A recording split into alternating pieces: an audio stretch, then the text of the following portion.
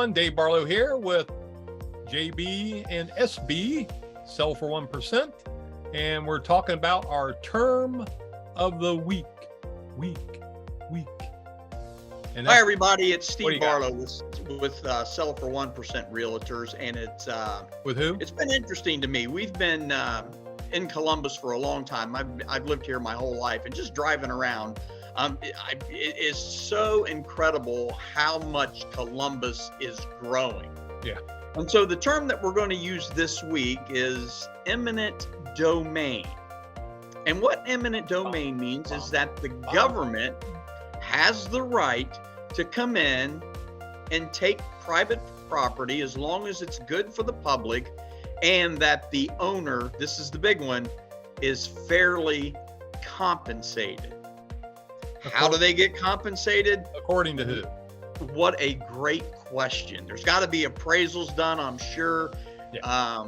But at the end of the day, there's probably not a whole lot of negotiation, because again, the eminent domain, the government's going to take it one way or another because it's for the good of the community. Jay Marinsky, you got a little experience with this.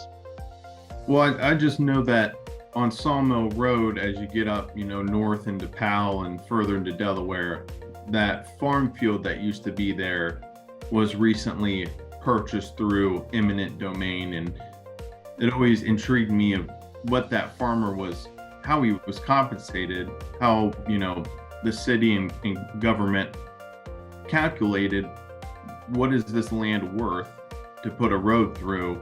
And oh, by the way, Mr. Farmer, good luck towing your tractors across Sawmill Road now and easily accessing your property to do, what you're doing, and if that was calculated into the price at all.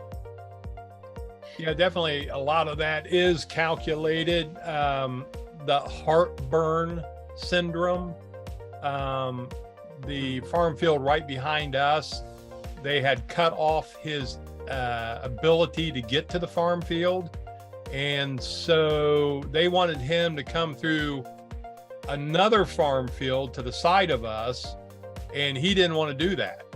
And he complained, he filed lawsuits, he did this, he did that, until finally the Delaware County Commissioners just bought his 10 acres that was sitting there. And it's like, the heartburn is too much, and they paid a premium for it because this guy, he was one of the bigger farmers here in Delaware County, and he was loaded for bear and was going to take it all the way up through the Ohio Supreme Court. And they thought, well, it's better just to go ahead and pay this guy his price and be done with it. Other people, they come in, they make an offer based off of appraisals, and you can agree or disagree. Usually there is some negotiations. I have a client right now that over near Sunbury, where their AEP is wanting to expand their electric lines, and they need another 5 feet of his ground across the front of his property. And they made an offer, and he called me. He said, what do you think this my land's worth per square foot?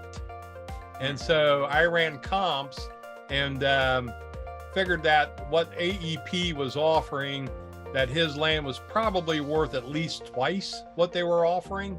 And so now the negotiations are on between him and AEP. So it's an interesting concept for sure. Had another buddy that owned land down there on Goodell, and they wanted to expand the Civic Center down there and turn his building into a parking lot. And he fought them for a couple of years, and they ended up paying a premium for that one as well. So it's not all what the government wants. Eventually they're going to get it, but there's normally a price that it happens. Well, join us every week right here on our YouTube channel, and we talk about a lot of different terms. Eminent domain this week, and we appreciate you watching.